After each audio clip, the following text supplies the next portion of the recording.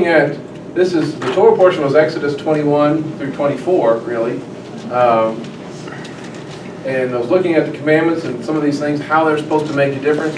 I was working on this last night, and those of you who have to prepare messages and do things like that on a regular basis, sometimes the Lord takes the prerogative that He's going to change the direction of what you're talking about at the last minute. Has anybody had that happen before?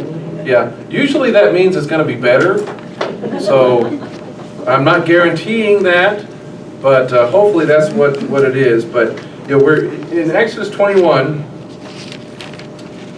This is a portion that comes obviously right after chapter 20. And what happens in chapter 20? Giving of the commandments, right? And and of course the chapter divisions and all that stuff is all not really a significant. It's more of a recent addition, but they did obviously divide up the portions here at this point. And I had to make the point to somebody earlier this week that the way this chapter starts out says, "Now these are the ordinances which you will set before them." Just in the very first verse of chapter 21. And I had to remind them, who's speaking?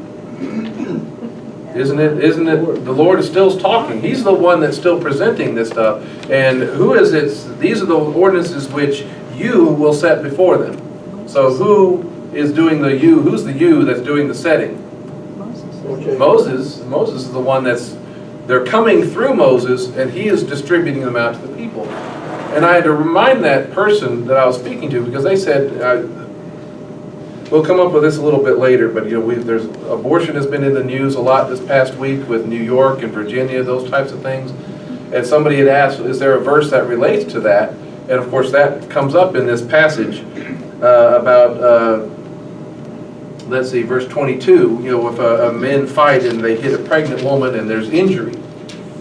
And the person came back and says, well, that sounds like a nice man-made rule or regulation, but why should we feel why should that speak to us anything? And you have to remember who's doing the talking here.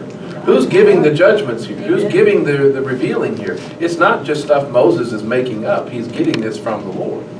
So anyway, that came up, and we had to kind of hash that out a little bit. But so this comes on the heels of the 10 Commandments being given. And the first part of the commandments, the first table of the commandments deal with our relationship with God, with the Lord. The second part, the second table, deal with our relationships with who? With our Creator. With our Creator.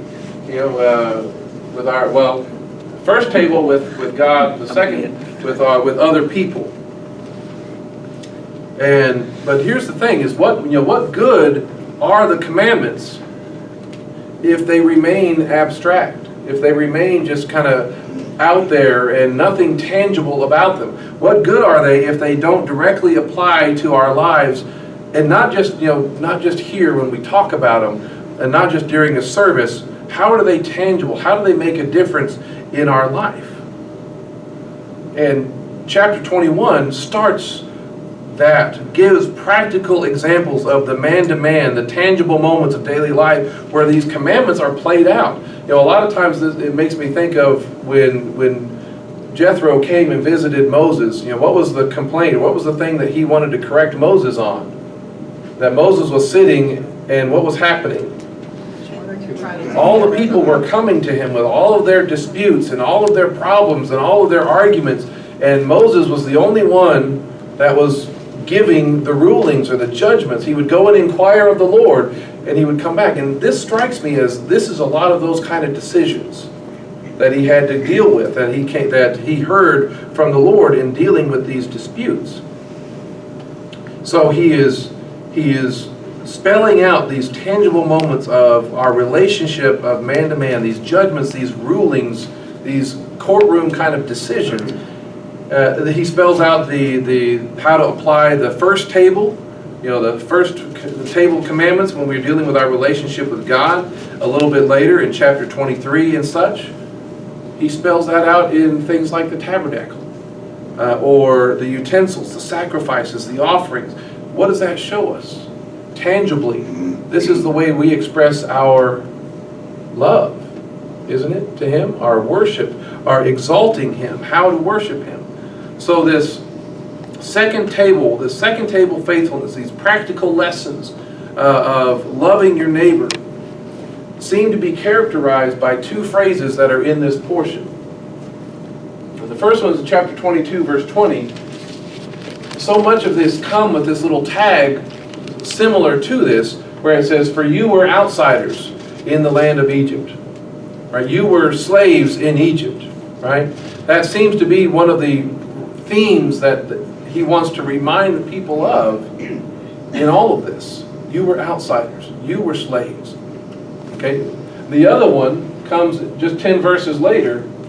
He says, "You are to be a holy and set apart people for me." And it's these rulings, it's these instructions, it's these commands that are doing the setting apart. These are remember. Have you ever heard the phrase, remember where you came from?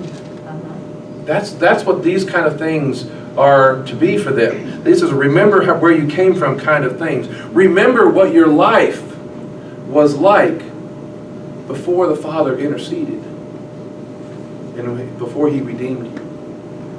Right? How many of y'all, this is an older crowd, so I'm going to suspect it's going to be almost everybody. How many of you grew up in this Messianic Hebraic perspective of faith? Anybody grow up in it? Besides my kids. Of course, even they didn't start off immediately.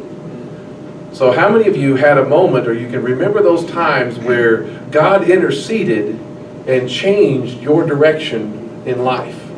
Right? Probably everybody's hand is up there somewhere. All right? Some of you, it might have happened just within the last few years. Some of you might have had 10 years ago, 15, anybody 20 years ago? Longer?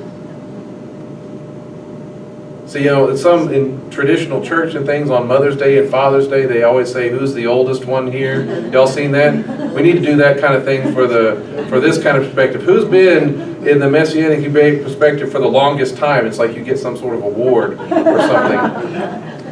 I don't know what it is, or if it just means that you've been around a long time. Extra piece of pie. There you go. But remember what your life was like before the Father interceded. And for them in particular, it was remember how you were treated in Egypt. And remember the fact that that is not how His kingdom people are supposed to live. That's not how His kingdom people are supposed to treat one another, like you were treated back in Egypt. So many of these judgments make me think that they're oftentimes, opposite descriptions of how they were treated in Egypt. All right, look back in chapter 21. I'm just going to run through a few of these here. So if you keep in mind that in Egypt they were treated the opposite. So if you buy a Hebrew servant, he is to serve for 6 years, and in the 7th he is to go free without payment. Okay? What would be the opposite of that?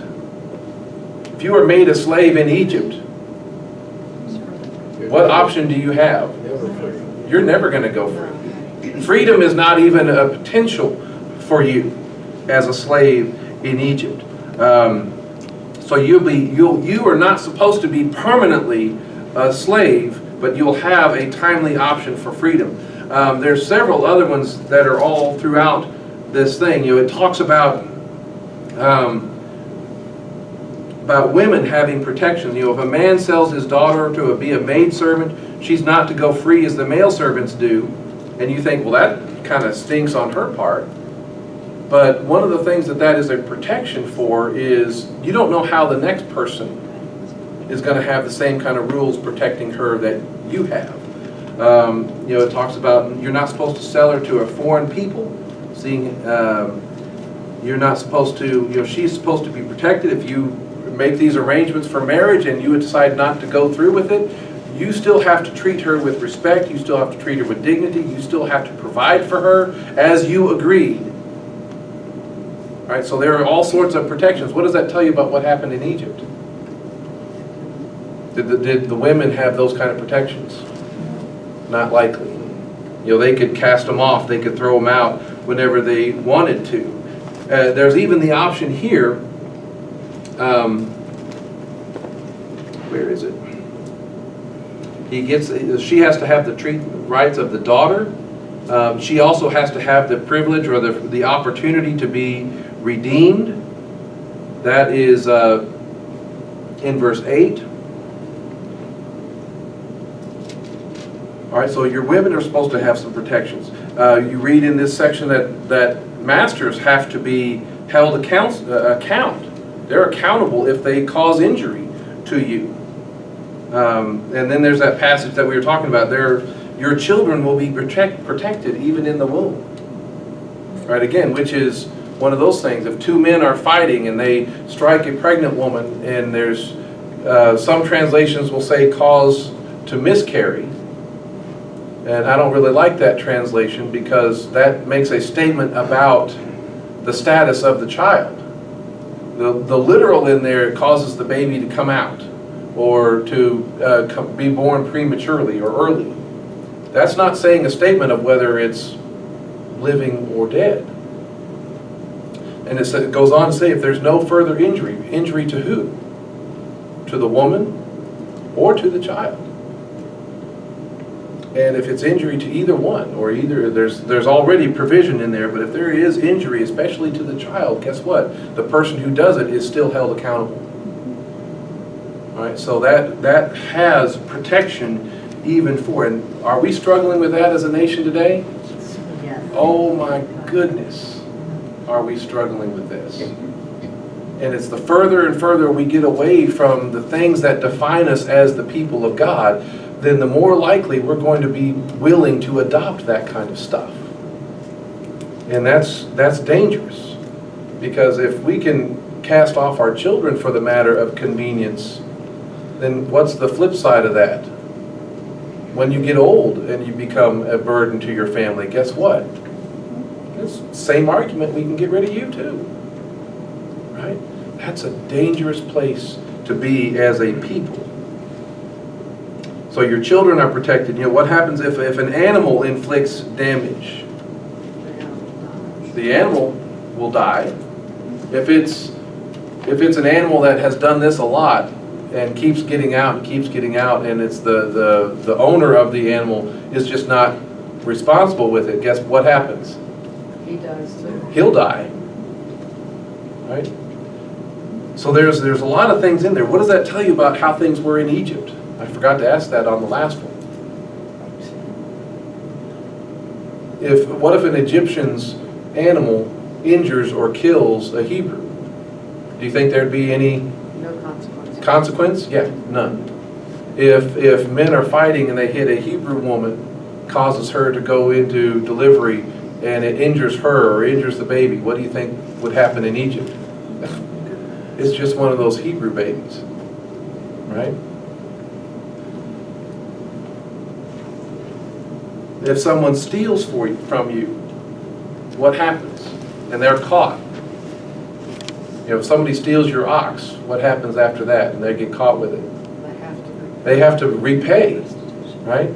They have to make restitution. That's part of the legal system, was about making restitution for the things that you do wrong. Is it like 7 times? It's 5 for an ox. It's 5 times. So if you steal one ox, you have to give them back 5 oxes. That's expensive. That's a good deterrent. That's a pretty good deterrent. Sheep, it was like 4. You have to 1 for 4. But and that comes up with some of these issues related to it. But when someone makes accusations, or when someone says, hey, you took from me, there's this provision in here that you get to go and present yourself to God. That's in chapter 22. If the thief is not found, this is verse 7, when the master of the house is to present himself to God to see whether he has laid his hand on his neighbor's goods. That's when they're loaning out things. There's this option of when presenting yourself before God for him to render the judgments. Right?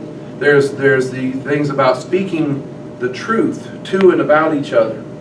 Not bearing false witness, not accusing or saying whatever will benefit you the most, so you can get away with whatever you got away with. Again, how does that make you think they were treated in Egypt? Somebody steals from you, an Egyptian steals from you, what recourse do you have?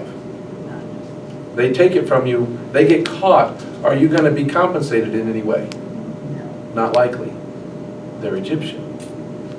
Right? So these commands are supposed to show how much better the Father's ways are compared to the rest of the world and the rest of the systems of the world. This is not in this week's Torah portion. This is Deuteronomy chapter 4. It says, "See, just as Adonai my God commanded me, I have taught you the statutes and ordinances to do in the land that you are about to enter to possess. You must keep and do them, for it is your wisdom and understanding in the eyes of" who? The peoples, the nations, those around them, who will hear all these statutes and say, "Surely this great nation is a wise and understanding people." For what great nation is there that has God so near to them as Adonai our God is whenever we call on Him? What great nation is there that has statutes and ordinances that are righteous, like all of this Torah that I am setting before you today? Does our nation think that about the Word of God, about His judgments and commandments and teachings? Less and less. Less and less do. And they're trying to remove so much of the influence of that Judeo-Christian culture in society from our laws, from the way we conduct ourselves. And how is that going to end? That's not going to end well. That is not going to end well at all. So this is what His Word is supposed to be when His people truly live this stuff out. Of course, the question is, did they ever really live that out? Here and there. Not to the extent that it was the witness it was supposed to be. But still, that's what His Word is supposed to be. That's the kind of difference He is supposed to make in our lives. These commandments, the Father's judgments, were to show them how to live as God's people, how to love one another. And this is a point that needs to be made. The commandments were, the Torah, they were not given to redeem a people.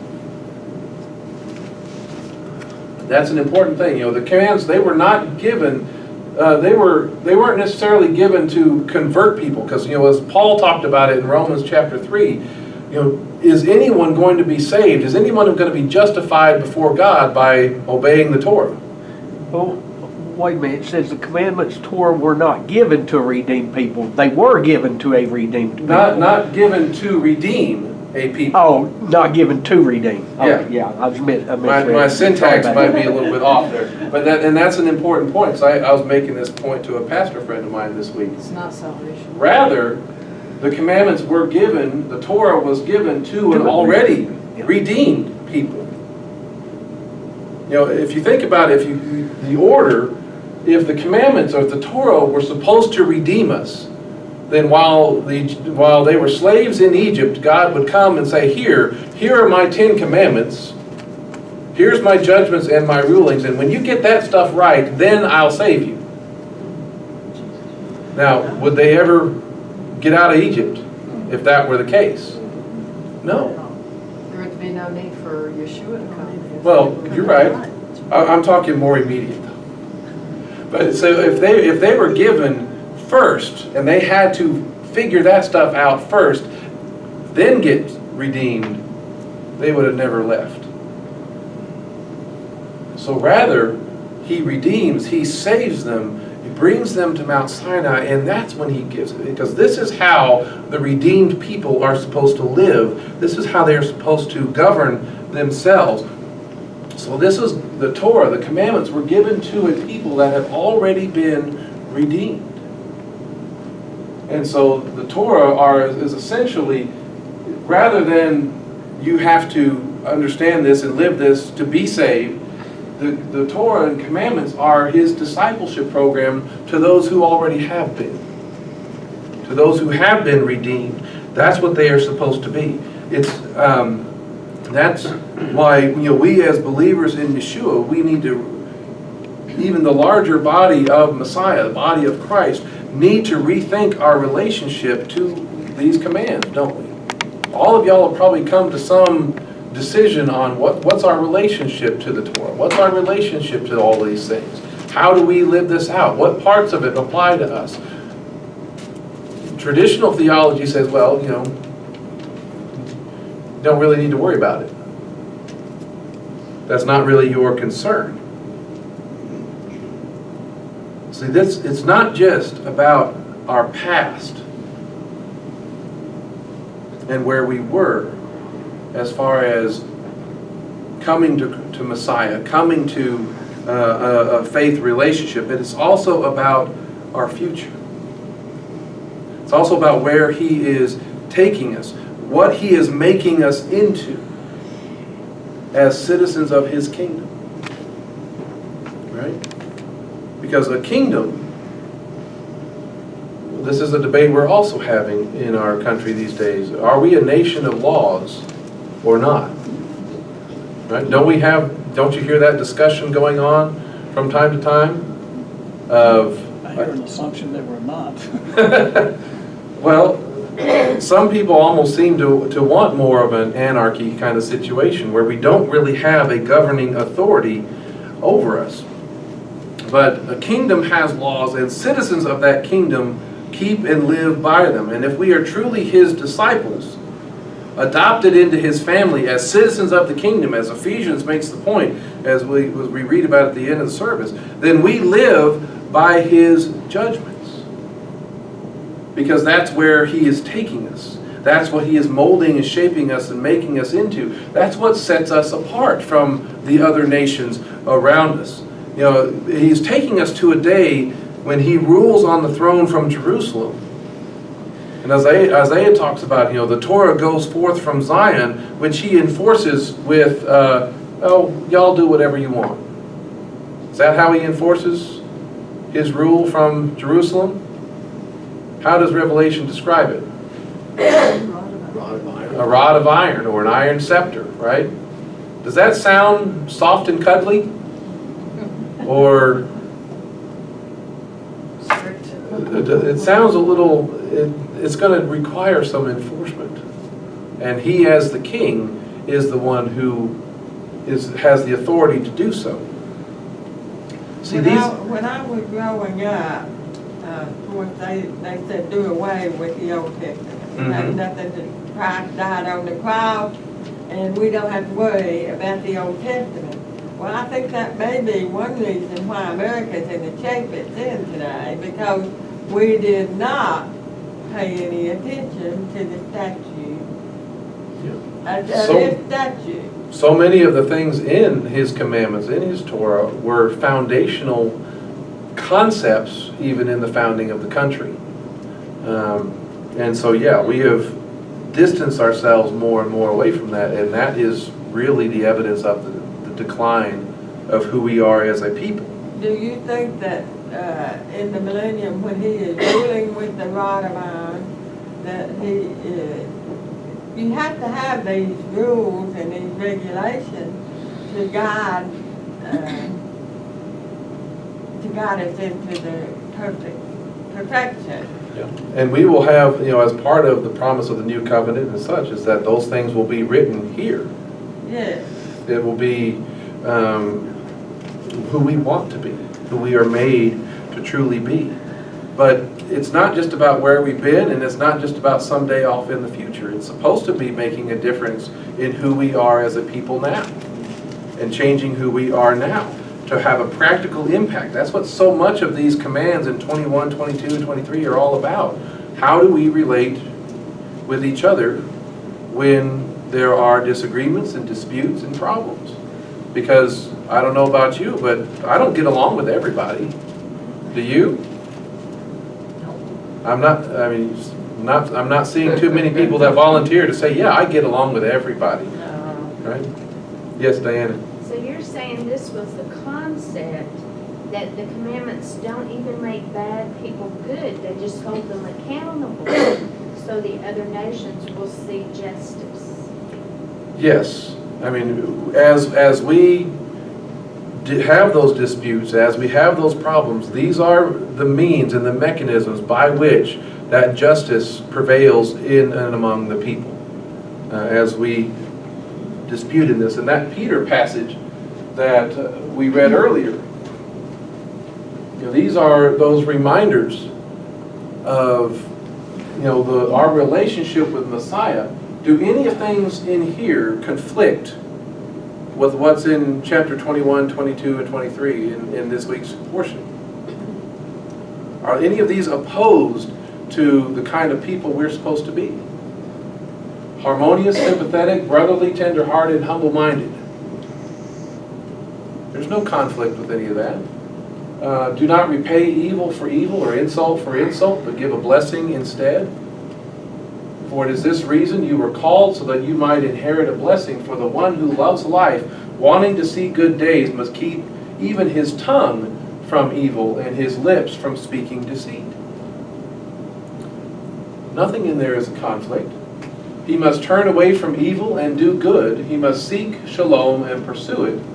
For the eyes of Adonai are on the righteous, and his ears are open to their prayer, but the face of Adonai is against those who do evil. Who gets to define what is good?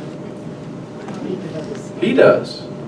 Because if I define what is good, how am I going to define what is good? Anybody want to offer a guess? It's going to be slanted towards you. Yeah, whatever benefits me and makes it better. That's why socialism always fails, and has failed all the way across the world, because when they get put in charge, it's always whatever benefits me and everybody else suffers. Right? Now, we live in a world where the professors are teaching the student, if it feels good, do it. Mm-hmm. You have the right to do it. But this is saying, We are called to a higher standard. yeah, Yes. Look what happened in Venezuela. 10 years ago, it's the fourth largest economy in the world. Mm-hmm. Look at it now. Yeah. People can't eat. Dictatorship. But this, this First Peter passage, as a new covenant concept, this is who we're supposed to be. We're supposed to put off the old man, and we're supposed to put on the new, aren't we? We're to live as the new creation, not because we are forced to, but because that's what's written on our hearts, because it's who we are. It's supposed to be voluntary, isn't it? It's not supposed to be something that's enforced upon you from the outside. It's supposed to be something else. I wouldn't want to be anybody else. Because other people that don't live by these kind of ways, they can be brutal. They can get ugly really fast. The Holy Spirit within us. Yes. Is what guards our hearts and leads us to do these things that are right. Yes. Unless we. And that's why, that's because it's supposed to be voluntary, is why I think in a lot of ways back in chapter 21, one of the first issues that it deals with is the issue of slavery, of what you used to be and what you're going to be, and how the rules are going to govern you. Of course, remember, a lot of people who criticize the Torah, criticize the Old Testament, they come to these passages and say, look, it's in there, how awful it must be. And of course, they think of slavery in what terms? Chains. Slavery as it happened where? Here. Here. And was slavery as it happened here, was it bad? Yes, absolutely, it was terrible. But that's not how slavery in the scriptures is presented. As you read through these things, you'll see masters have responsibilities. Masters have limitations. It's not an absolute, I can do whatever I want. They had to provide, food, shelter, protection. Didn't they have to give them, when their tenure was up and they were released, the slave, Mhm. when they were released, they were treated like members of the family, but when they were released, weren't they given food and they didn't leave empty-handed? Well, they oftentimes still had a salary and an earnings. Right. You know, even if you remember with Abram, before Ishmael was born, who was going to be the inheritor of all of his property? Eliezer. A servant, one of his slaves, because he had no children. That means he would have to have a pretty good relationship with that slave, with that servant, in order for that to even consider that. Would that have happened in American slavery? No. No. That would have been a Not like- disaster. If anybody thought of it, everybody else would have enforced a no way Jose kind of moment. That's not happening, okay? But 5 primary issues that slavery kind of dealt with. One was debts. You know, you owe money you can't pay, and so you sold yourself and your labor to pay off the debt. Penalties, which is some of the things that we just talked about earlier. You've committed a crime and you can't pay the restitution. You've stolen an ox and you now are supposed to restitute 5. I can't pay for that. Well, guess what? You're gonna, with your labor. Payments like a contract to pay for and earn something that the master will owe you at the end. Kind of like what the negotiation that Jacob went through in order to acquire Rachel. Right? Those are some kind of ways. Then poverty was one way that slavery was dealt with. You're so poor, you can't feed and provide for yourself. You can't provide and feed your family. And so you could sell to someone who has the means, sell yourself or your children has someone who has the means, and they will be provided for and taken care of. Okay? And then the last one, which is most important, is the voluntary, even the willing, where you realize that your life is actually better and you want to remain in the blessing of your master. That's right where it goes to, right off the bat. You know, verse 2 says, you know, if you buy a Hebrew servant, he is to serve for 6 years, and in the 7th he is to go free without payment.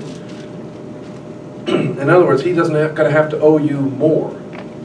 If he comes by himself, he's to go out by himself. If he was married, then his wife will go out with him. That tells me that that's not something that happened in Egypt all the time. If his master gave him a wife, and she bears him sons or daughters, and the wife and her children will be your master's, and he will go free by himself.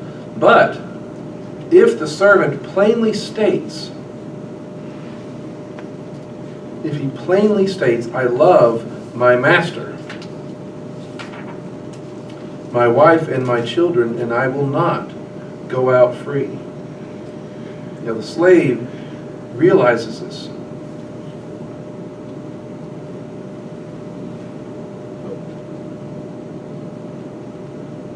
I had it backwards. Then his master is to, I will not go out free. Then his master is to bring him to God, then take him to a door or to a doorpost. His master is to pierce his ear through with an awl, and he will serve him forever. Okay? See, what you'll notice again is freedom is supposed to be built into this system. It's not supposed to be something permanent. You know, if he's already married, his wife goes with him. If he's given a wife, can you imagine this? In Egypt, this is what I think was going on. You become a slave in Egypt, and they give you a wife, and your wife has children. Then your debt actually increases, because you not only have to pay the debt for yourself, but you have to pay the value of the wife you were given and the value of every child. So it's like working on a job and you end up owing more money than you get paid. That's what's going on. You never get it paid off, and you're continually. Didn't Laban do something like that with Jacob? He was working 7 years for Rachel, but he wanted to get 7 more years out of him, so he gave him a different wife.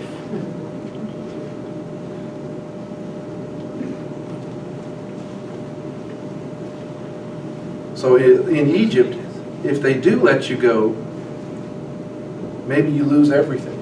Maybe if they want to get rid of you, you have a wife and your family, they kick you out, and there's no option, no chance of even staying. Right? You lose everything. See, the slave realizes how much better his life is under the care of the master. And so this provides the proper order for a person's life. Let's see if I have that here. Oh, don't have it yet.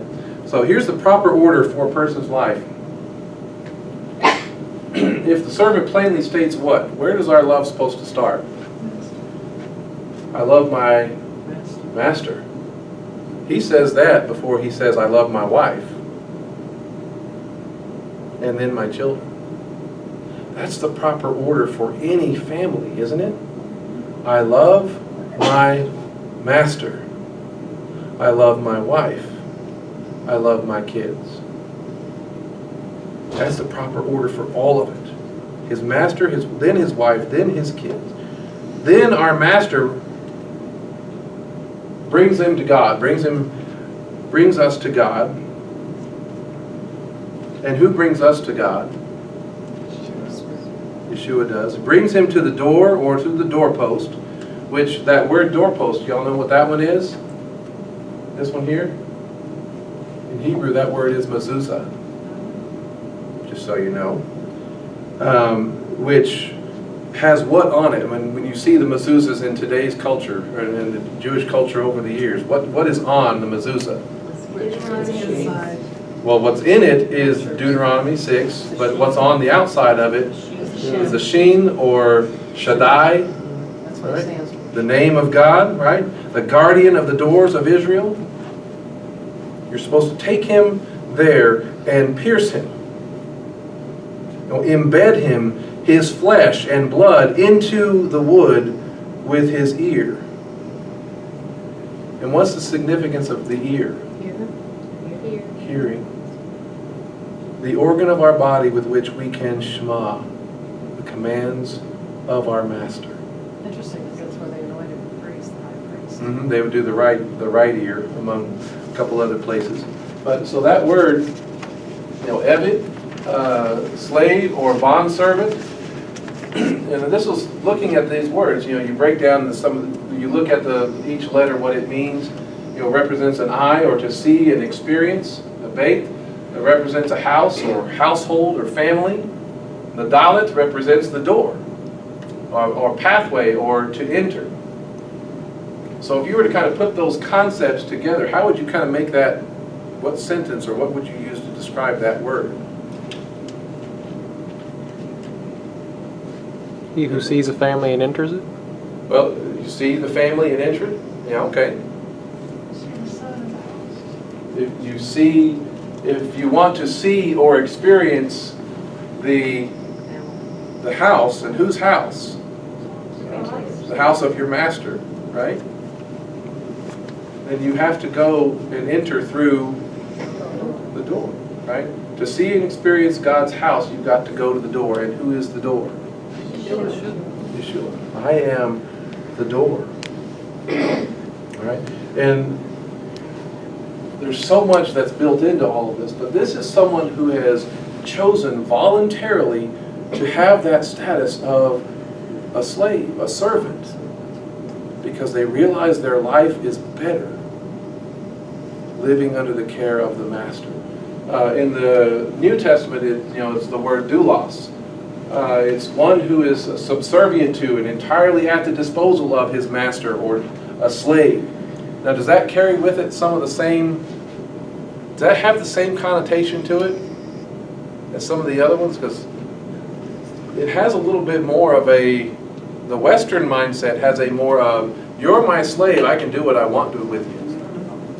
That's not the Hebrew mindset fully represented, because slavery was something, man, you typically did not want in the Roman world. You did not want to be a slave, and they prided themselves that someone was born free, right? But it's still the word that was used. And when they translated the Septuagint, that's the word that was used in there for that passage in Exodus 21 as a form of the doulos. That's the slave. And so much of what is in here, Paul, James, Peter, and Jude, they all call themselves the doulos of who? The slave of Messiah, slave of Christ. And how many masters are we supposed to have? Only one master. And you cannot serve two masters, right? So the language of a slave is very common in the New Testament. And when you look at Romans chapter 6, y'all turn there and let's read through that one real quick. Because it is built on a knowledge and an understanding of slavery. I don't have it up on the screen, but it says, what shall we say then? Are we to continue to sin so that grace may abound? May it never be. How can we who died to sin still live in it? Or do you not know that all of us who were immersed into Messiah Yeshua were immersed into his death?